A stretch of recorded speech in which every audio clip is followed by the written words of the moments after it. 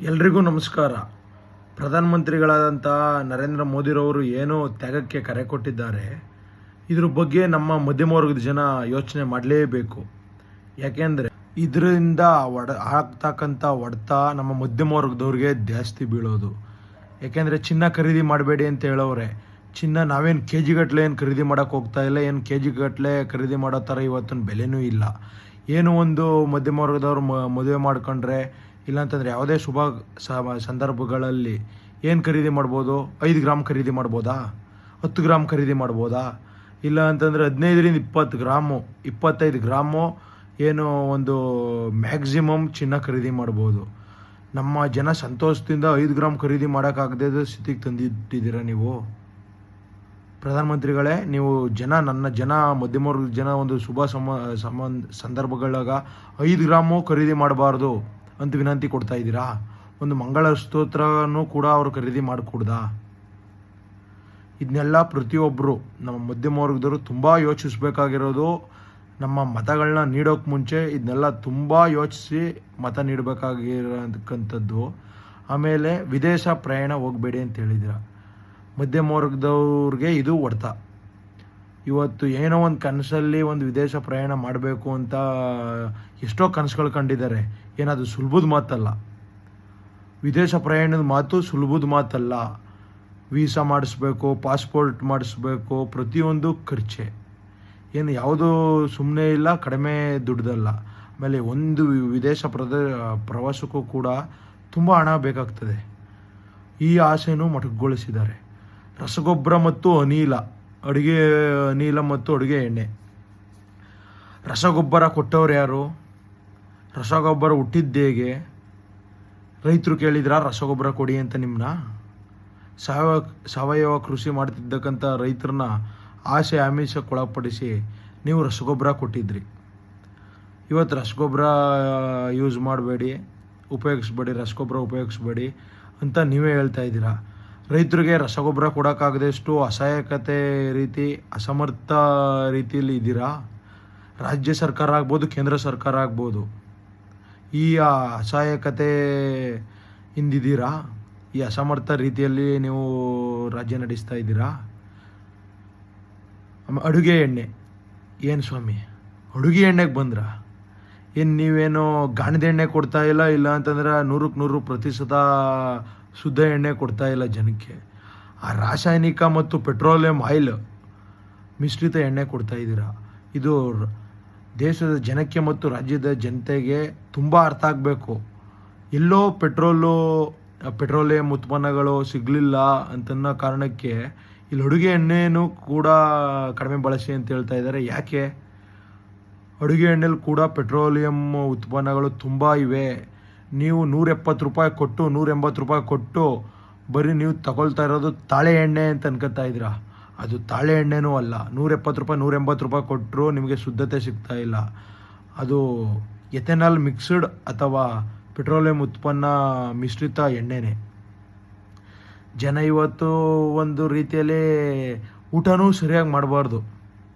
ಮಧ್ಯಮ ವರ್ಗದ ಜನ, ಬಡವ್ರ ಬಗ್ಗೆ ನಿಮ್ಗೆ ಕಾಳಜಿನೇ ಇಲ್ಲ, ಮಧ್ಯಮ ವರ್ಗದ ಬಗ್ಗೆ ಕಾಳಜಿನೇ ಇಲ್ಲ.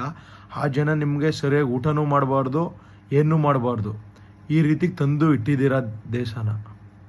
ಇಷ್ಟು ಅಸಮರ್ಥವಾಗಿ, ಇಷ್ಟು ಆಡಳಿತ ವಿರೋಧಿಯಾಗಿ, ಜನರ ವಿರೋಧಿಯಾಗಿ ಈ ರೀತಿಗೆ ತಂದಿಟ್ಟಿದ್ದಾರೆ. ಇದ್ರ ಬಗ್ಗೆ ನಮ್ಮ ಮಧ್ಯಮ ವರ್ಗದವರು ಮತ್ತು ಬಡತನ ಎಂದು ಬಾಯಿ ಬಡುವ ನಮ್ಮ ಜನರು ಎಲ್ಲರೂ ಇದ್ರ ಬಗ್ಗೆ ಯೋಚನೆ ಮಾಡಲೇಬೇಕಾಗ್ತದೆ. ಯಾಕೆ ಈ ರೀತಿ ಆಯಿತು? ಯಾಕೆ ನಿಮ್ಗೆ ಈ ಕಾಂಪ್ರಮೈಸ್ ಇವ್ರ ಮೇಲೆಲ್ಲ? ಇವ್ರು ತಂದಿದ್ದು ನೀತಿನೆಲ್ಲ ನಮ್ಮ ಮೇಲೆ ಅಳವಡಿಸ್ತಾರೆ. ನಾವೇ ಪಾಲನೆ ಮಾಡಬೇಕಾದವರು. ಇವ್ರಿಗೆ ಯಾವುದೇ ರೀತಿಯ ತೊಂದರೆಗಳಾಗಲ್ಲ. ಯಾರೋ ಪ್ರಧಾನಮಂತ್ರಿಗಳು ಚಿನ್ನ ಹಾಕಳ್ದೆ ಹೋದರೆ ಅವ್ರು ಚಿನ್ನ ಹಾಕೊಳ್ಳಲ್ಲ. ಎಲ್ಲ ಅವರ ಪಕ್ಷದವರು. ಆಮೇಲೆ ಇವರು ಕಾಂಗ್ರೆಸ್ ಪಕ್ಷ ಆಗಿರ್ಬೋದು, ಇವ್ರದ್ದು BJP ಪಕ್ಷ ಆಗಿರ್ಬೋದು, ಇಲ್ಲ ಅಂತಂದರೆ ಇಲ್ಲಿ ಪ್ರಾದೇಶಿಕ ಪಕ್ಷ ಅಂತ ಏನೋ ಜನತಾದಳದವರು ಮೈತ್ರಿ ಮಾಡ್ಕೊಂಡು ಹೋಗಿದ್ದಾರೆ ಅವರಾಗಿರ್ಬೋದು. ಇವ್ರ ರಾಜಕೀಯದ ಮುಖಂಡರುಗಳು ಬೇರೆ ಯಾರು ಚಿನ್ನ ಬಿಟ್ಬಿಟ್ಟಿದ್ದಾರಾ? ಮನೆಗಳಲ್ಲಿ KG ಗಟ್ಟಲೆ ಇಟ್ಟಿದ್ದಾರೆ ಚಿನ್ನನ. 5 ಗ್ರಾಮ್ ಬರೀ ನಮ್ಮ ಜನ ಏನೋ 5 ಗ್ರಾಮ್ ಮಂಗಳಸೂತ್ರ ಹಾಕಬೇಡಿ ಅನ್ನೋ ರೀತಿಯೇ ಇದು ಹೇಳಿರೋದು. ನಮ್ಮ ಜನ ಮಂಗಳಸೂತ್ರ ಹಾಕೊಳ್ಳೋಕ್ಕೂ ಅರ್ಹರಲ್ವಾ? ಇದ್ರ ಬಗ್ಗೆ ತುಂಬ ನೀವು ಯೋಚನೆ ಮಾಡಬೇಕು. ಇದನ್ನೆಲ್ಲ ನನ್ನ ತಾಯಂದಿರು, ನನ್ನ ತಂದೆಯಂದಿರು, ದೇಶದಲ್ಲಿ ನನ್ನ ತಂದೆ ಸಮಾನರು, ಎಲ್ಲ ನನ್ನ ತಾಯಂದಿರು, ಮಧ್ಯಮ ವರ್ಗದವರು ಇದನ್ನ ಯೋಚನೆ ಮಾಡಲೇಬೇಕು. ಇವತ್ತು ಯಾವ ರೀತಿಗೆ ತಂದಿಟ್ಟಿದ್ದಾರೆ ದೇಶನ, ಇದನ್ನೆಲ್ಲ ಯೋಚನೆ ಮಾಡಲೇಬೇಕು. ನೀವು ಈ ದೇಶನೂ ಬಿಡೋಕ್ಕಾಗಬಾರ್ದು, ದೇಶ ಬಿಟ್ಟು ಹೋಗೋಕ್ಕೂ ಆಗಲ್ಲ. ಯಾಕಂತಂದರೆ ಆ ರೀತಿ ಇದೆ GDP, ಆ ರೀತಿ ಇದೆ ನಿಮ್ಮ ಸಂಪಾದನೆ. ದೇಶ ಬಿಟ್ಟು ಈಗ ಹಣ ಇಟ್ಟಿರೋರು ಬೇರೆ ದೇಶ ಬಿಟ್ಬಿಟ್ರು ವಿದೇಶಗಳಾರು ಪೌರತ್ವ ಪಡಿತಾರೆ. ನೀವು ಆ ಪೌರತ್ವನೂ ಪಡೆಯೋಕ್ಕಾಗಲ್ಲ, ಆ ರೀತಿಲಿ ಇಟ್ಟಿದ್ದಾರೆ. ಈ ರೀತಿ ಕಟ್ಟುಪಾಡುಗಳಿಗೆ ಒಳಪಡಿಸಿ ಅವ್ರು ಹೇಳ್ಕೊಂತಕ್ಕಂಥ ಅಚ್ಚೇ ದಿನ ಆಯೇಗ. ಎಲ್ಲಿ ಸ್ವಾಮಿ, ಯಾವಾಗ ಬರೋದು ನಿಮ್ಮ ಅಚ್ಚೇ ದಿನ? ನಿಮ್ಮ ಒಳ್ಳೆಯ ದಿನ ಯಾವಾಗ ಬರುತ್ತೆ? ನಿಮ್ಮ ಒಳ್ಳೆಯ ದಿನ ಯಾವಾಗ ಬರುತ್ತೆ? ನೀವು ಒಳ್ಳೆಯ ದಿನ ಅಂತೂ ತರಲಿಲ್ಲ. ನೀವು ಇರೋ ತನಕ ಕೆಟ್ಟ ದಿನಗಳನ್ನೇ ಅನುಭವಿಸ್ತಾ ಇದ್ದಾರೆ ಜನರು. 12 ವರ್ಷದ ನಿಮ್ಮ ಆಡಳಿತ ಅವಧಿಯಲ್ಲಿ ಬರೀ ಕೆಟ್ಟ ದಿನಗಳೇ ಅನುಭವಿಸ್ತಾ ಇದ್ದಾರೆ. ನೋಟ್ ಬ್ಯಾನ್ ಅಂಥದ್ದು ತುಂಬ 1-2 ಅಲ್ಲ. ಇದನ್ನೆಲ್ಲ ಮುಂದಿನ ವೀಡಿಯೋಗಳಲ್ಲಿ ನಾನು ತಿಳಿಸ್ಪಡಿಸ್ತೀನಿ. ಇವತ್ತು ಪ್ರಸ್ತುತ ಮಾತಾಡ್ತೀನಿ, ವಾಸ್ತವ ಮಾತಾಡ್ತೀನಿ. 1 ಅಲ್ಲ 2 ಅಲ್ಲ, ಜನರಿಗೆ ಎಷ್ಟು ನೀವು ಹಿಂಸೆ ಇಕ್ಬೇಕು, ಎಷ್ಟು ನೀವು ಅವ್ರ ಹತ್ರ ಲೂಟಿ ಮಾಡಬೇಕು, ಎಷ್ಟು ಅವ್ರ ಹತ್ರ ದೋಚಬೇಕು, ಇಷ್ಟು ಮಾಡ್ತಾಯಿದ್ದೀರ. ಇವತ್ತು ರಾಜ್ಯ ಸರ್ಕಾರ ಆಗಿರ್ಬೋದು, ಕೇಂದ್ರ ಸರ್ಕಾರ ಆಗಿರ್ಬೋದು, ಜನಕ್ಕೆ ಕುಡಿಯೋ ನೀರಿನ ವ್ಯವಸ್ಥೆನೇ ಇಲ್ಲ. ಸರಿಯಾಗಿ ಆಹಾರ ಊಟ ಮಾಡೋಕ್ಕೆ ಇವತ್ತು ಸಿಲಿಂಡರ್ಗಳಾಗ ಈ ಥರ ಬಡಿದಾಟ. ಒಂದು ಒಳ್ಳೆ ರಸ್ತೆಗಳಂತೂ ಇಲ್ಲೇ ಇಲ್ಲ. ಎಲ್ಲ ಈ ರೀತಿ ದುಸ್ಥಿತಿ ಅನ್ನೋದಕ್ಕಿಂತ ಇದು ಮಧ್ಯಮ ವರ್ಗದವ್ರ ಮೇಲೆ ಆದಂಥದವರಿಗೆ ಆಗುವಂಥ ಅಧೋಗತಿ. ದುಸ್ಥಿತಿಗಿಂತನೂ ಈ ಸ್ಥಿತಿ ಚಿಂತಾಜನಕ. ಇವತ್ತು ಒಂದು ಬೇಳೆ ಕಾಳುಗಳನ್ನ ಖರೀದಿ ಮಾಡೋಂಗಿಲ್ಲ, 100 ಗಡಿ ದಾಟಿವೆ. 100 ರೂಪಾಯಿಗಿಂತ ಜಾಸ್ತಿನೇ ಹೊರತು ಕಡಿಮೆ ಇಲ್ಲ ಯಾವುದೇ ಬೇಳೆಕಾಳುಗಳು. 1 kg ಕಡಲೆ ಬೀಜ 150 ಗಡಿ ದಾಟಿದೆ. ನಿಮ್ಮ ರಾಸಾಯನಿಕ ಮಿಶ್ರಿತ, ನಿಮ್ಮ ವಿಷಪೂರಿತ ಪಾಮಾಯಿಲು, ತಾಳೆ ಎಣ್ಣೆ 170 ರೂಪಾಯಿ, 180 ರೂಪಾಯಿ. ನಿಮ್ಮ ರಾಸಾಯನಿಕ ಮತ್ತು ವಿಷಪೂರಿತ ಸನ್ಫ್ಲವರ್ ಆಯಿಲು ಅಥವಾ ಸೂರ್ಯಕಾಂತಿ ಎಣ್ಣೆ 200 ಗಡಿ ದಾಟಿದೆ. ಎಲ್ಲಿ ಬಡವರು ಮಧ್ಯಮ ವರ್ಗದ ಜನ ಊಟ ಮಾಡಬಾರ್ದಾ? ಬರೀ ನೀವು ಕೊಡೋ ಅಕ್ಕಿ 5 kg ಅಥವಾ 5 + 5 10 kg ಅಕ್ಕಿಲಿ ಜನರ ಜೀವನ ಸಾಗುತ್ತಾ? ಇದನ್ನೆಲ್ಲ ಪ್ರತಿಯೊಬ್ಬ ನಮ್ಮ ಮಧ್ಯಮ ವರ್ಗದ ಜನ, ಬಡ ಜನರು ಇದ್ರ ಬಗ್ಗೆ ಯೋಚನೆ ಮಾಡಲೇಬೇಕು. ಎಲ್ಲೋಯ್ತು ರೀ ಸಾಮಾಜಿಕ ನ್ಯಾಯ? ಎಲ್ಲೋಯ್ತು ಸಮಾನತೆ? ಎಲ್ಲೋಯ್ತು ಸಾಮಾಜಿಕ ನ್ಯಾಯ? ಎಲ್ಲೋಯ್ತು ಸಮಾನತೆ? ಇದೇನಾ ಸಮಾನತೆ? ಇದೇನಾ ಸಾಮಾಜಿಕ ನ್ಯಾಯ? ಜನರು ನಿಮ್ಮ ಹತ್ರ ಚಿನ್ನ ಕೇಳ್ತಾ ಇಲ್ಲ, ನೀವೇ ಹೇಳ್ಬಿಟ್ಟಿದ್ದೀರ ಅಸಹಾಯಕತೆಯಿಂದ ಚಿನ್ನ ಖರೀದಿ ಮಾಡಬೇಡಿ ಅಂತ. ಜನ ಅನ್ನ ಕೇಳ್ತಾ ಇದ್ದಾರೆ, ನೀವು ಅನ್ನಕ್ಕೂ ಇಷ್ಟು ಪರಿಪಾಡಿಸ್ತಾ ಇದ್ದೀರಾ. ಸಿಲಿಂಡರ್ಗಳು ಕೊಡಲ್ಲ ಜನಕ್ಕೆ, ಅಡುಗೆ ಎಣ್ಣೆ ಬಳಸಬೇಡಿ ಅಂತೀರಾ. ಬೇಳೆಕಾಳುಗಳ ರೇಟ್ ಈ ರೀತಿ. ಯಾವತ್ತು ಸ್ವಾಮಿ ಇದೆಲ್ಲ ಬದಲಾಗೋದು? ಯಾವತ್ತು ನೀವು ಜನಕ್ಕೆ ಅಚ್ಚೇ ದಿನ ತರೋದು? 12 ವರ್ಷದಿಂದನೂ ಅಚ್ಚೇ ದಿನ ಬಂದೇ ಇಲ್ವಾ? ಈ ರೀತಿ ಇಷ್ಟು ಕೆಟ್ಟದಾಗಿ, ಇಷ್ಟು ಕೆಟ್ಟ ರೀತಿಲಿ ಆಡಳಿತ ಮಾಡಬೇಕಾ? ಇಷ್ಟು ಜನರನ್ನ ಅಯ್ಯೋ ಅನಿಸಿ. ನಿಮಗಂತೂ ಜನರ ಶಾಪ. ಕೇಂದ್ರ ಸರ್ಕಾರ ಆಗಿರ್ಬೋದು, ರಾಜ್ಯ ಸರ್ಕಾರ ಆಗಿರ್ಬೋದು, ಮತ್ತು ನಿಮ್ಮ ಬೆಂಬಲಿತ ಯಾವುದೇ ಪಕ್ಷಗಳಾಗಿರ್ಬೋದು, ನಿಮಗಂತೂ ಮಧ್ಯಮ ವರ್ಗದ ಜನರ ಶಾಪ ತಡತೆ ಅಂತೂ ಬಿಡಲ್ಲ. ಪ್ರತಿಯೊಬ್ಬ ಕೃಷಿಕರಿರ್ಬೋದು, ನೇಕಾರರಿರ್ಬೋದು, ಇವತ್ತು ಮಧ್ಯಮ ವರ್ಗದ ಕೂಲಿ ಕಾರ್ಮಿಕರಿರ್ಬೋದು, ಪ್ರತಿಯೊಬ್ಬರು ಜನರು ಏನು ಹ್ಯೂಮನ್ ಬೀಯಿಂಗು, ಮಾನವರು ಏನಿದ್ದಾರೆ, ಇವರೆಲ್ಲ ಇವತ್ತು ಕಷ್ಟದಾಗೆ ಇರೋದು. ಏನು ನಿಮ್ಮ ಅಧಿಕಾರಿಗಳು, ಆಡಳಿತ ಮಾಡತಕ್ಕಂಥ ಅಧಿಕಾರಿಗಳಿರ್ಬೋದು, ನಿಮ್ಮ ರಾಜಕೀಯ ಮುಖಂಡರುಗಳು ಇರ್ಬೋದು, ಅಥವಾ ಉದ್ಯಮದಾರರು, ಬಂಡವಾಳಶಾಹಿಗಳು, ಇಷ್ಟೇ ಸಾಕಾ? ಇವರೇ ಸಾಕಾ ದೇಶದಲ್ಲಿ? ಹೇಳಿ ಸ್ವಾಮಿ, ಇಷ್ಟೇ ಸಾಕಾ ದೇಶದಲ್ಲಿ ಇನ್ಯಾರು ಬೇಡವಾ? ನಿಮ್ಮ ಸಂಸದರು, ಶಾಸಕರು, ಇಷ್ಟು ಇವರು ನಿಮ್ಮ ಆಡಳಿತ ಅಧಿಕಾರಿಗಳು ಬಿಟ್ಟು ಇನ್ನು ಜನರು ಇನ್ಯಾರು ಬದುಕೋದೇ ಬೇಡವ ದೇಶದಲ್ಲಿ? ಯಾಕೆ ಈ ರೀತಿ ಕೆಟ್ಟ ರೀತಿಯಾಗ ದೇಶ ತಗೊಂಡು ಹೋಗ್ತಾ ಇದ್ದೀರಾ? ಮನೇಲೇ ಇದ್ದು ಕೆಲಸ ಮಾಡಿ ಅಂತಂದರೆ ನೀವೇ ಹೇಳೋ ರೀತಿ ಪಕೋಡ ಮಾರೋರು ಎಲ್ಲಿಗೆ ಹೋಗ್ಬೇಕು? ಆಟೋ ಚಾಲಕರು ಎಲ್ಲಿ ಹೋಗ್ಬೇಕು? ಕ್ಯಾಬ್ ಚಾಲಕರು ಎಲ್ಲಿ ಹೋಗ್ಬೇಕು? ಬೇರೆ ದಿನನಿತ್ಯ ಕೂಲಿ ಕಾರ್ಮಿಕರು, ಕೂಲಿ ಕೆಲಸ ಮಾಡೋರು ಎಲ್ಲಿ ಹೋಗ್ಬೇಕು? ಕಟ್ಟಡ ಕಾರ್ಮಿಕರು ಎಲ್ಲಿ ಹೋಗ್ಬೇಕು? ದೇಶದ ರೈತರು ಎಲ್ಲಿ ಹೋಗ್ಬೇಕು? ಎಲ್ಲಿಗೋಗ್ಬೇಕು ಹೇಳಿ? ಇದೇ ಲಾಕ್ಡೌನ್ ಥರ ನೀವು ಏರಿದ್ರೆ ಜನರ ಮೇಲೆ ಏರಿಕೆ ಮಾಡ್ರೆ ನಾವೇ ಪಾಲನೆ ಮಾಡಬೇಕಾಗಿರೋರು. ನಿಮಗೆಲ್ಲ ಒಳ್ಳೆ ದುಡ್ಡು ಇಕ್ಕಿದ್ದೀರಾ, ಭ್ರಷ್ಟಾಚಾರದ ಹಣನೋ ಎಲ್ಲಿಂದ ತಂದಿದ್ದ ಹಣನೋ ನೀವು ಇಟ್ಟಿದ್ದೀರಾ. ನಮ್ಮ ಜನರ ಪರಿಸ್ಥಿತಿ ಏನು? ಮಧ್ಯಮ ವರ್ಗ ಮತ್ತು ಬಡ ಜನರ ಪರಿಸ್ಥಿತಿ ಏನ್ರಿ ಹೇಳಿ? ಏನು ಪರಿಸ್ಥಿತಿ, ಏನು ಮಾಡಬೇಕು? ಇದನ್ನೆಲ್ಲ ಜನರು ಅರ್ಥ ಮಾಡ್ಕೊಳ್ಬೇಕು. ನನ್ನ ಬಡ ಜನರು ಮತ್ತು ಮಧ್ಯಮ ವರ್ಗದ ಜನರು ಅರ್ಥ ಮಾಡ್ಕೊಳ್ಬೇಕು. ಇದರಿಂದ ಹೊಡೆತ ಅವ್ರಿಗೇನೂ ಆಗಲ್ಲ, ಅವರೆಲ್ಲ ಚೆನ್ನಾಗಿರ್ತಾರೆ. ಹೊಡೆತ ಆಗೋದು ನಮಗೆ ಇದರಿಂದ ಹೊಡೆತ ಆಗೋದು ನಮಗೆ. ಹೇಳಿ ಸ್ವಾಮಿ, ಹೇಳಿ, ಏನು ಮಾಡಬೇಕು ಹೇಳಿ ಜನರು? ಈ ರೀತಿ ಕೆಟ್ಟ ರೀತಿ ಆಡಳಿತ ವಿರೋಧಿಯಾಗಿ ಆಡಳಿತನೇ ಒಂಥರ ವಿರೋಧ ಮಾಡಿಬಿಟ್ಟಿದ್ದೀರಾ.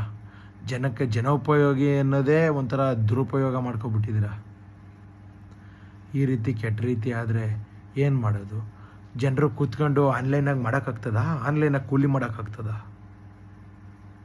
ಆನ್ಲೈನಾಗಿ ಕೂಲಿ ಮಾಡೋಕ್ಕಾಗ್ತದೆ ಹೇಳಿ?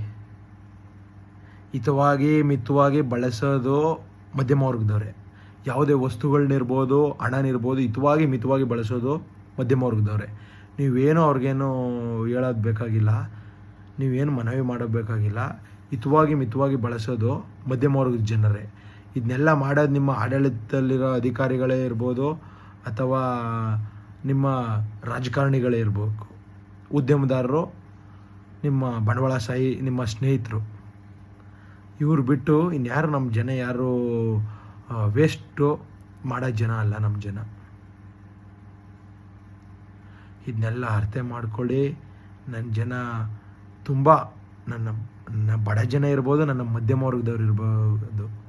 ಇದನ್ನ ಅರ್ಥ ಮಾಡ್ಕೊಂಡು ಮುಂದಿನ ಬರುವ ಚುನಾವಣೆಗಳೇನಿವೆ, ಕರ್ನಾಟಕ ರಾಜ್ಯದಲ್ಲಿ ಆಗ್ತಕ್ಕಂಥ ನಮ್ಮ ಗ್ರಾಮ ಪಂಚಾಯಿತಿ, ತಾಲೂಕ್ ಪಂಚಾಯಿತಿ, ಜಿಲ್ಲಾ ಪಂಚಾಯಿತಿ ಮತ್ತು ಬೆಂಗಳೂರು ನಗರದಲ್ಲಾಗ್ತಕ್ಕಂಥ GBA, ಗ್ರೇಟರ್ ಬ್ಯಾಂಗ್ಳೂರ್ ಅಥಾರಿಟಿ ಎಲೆಕ್ಷನ್ಗಳೇನಿರ್ಬೋದು, ನಿಮ್ಮ ಕೈಗೆ ಎಟಕುವ, ನಿಮ್ಮ ಕೈಗೆ ಸಿಗುವ ಜನ ಸೇವಕ ಅಥವಾ ಜನ ಸ್ನೇಹಿತ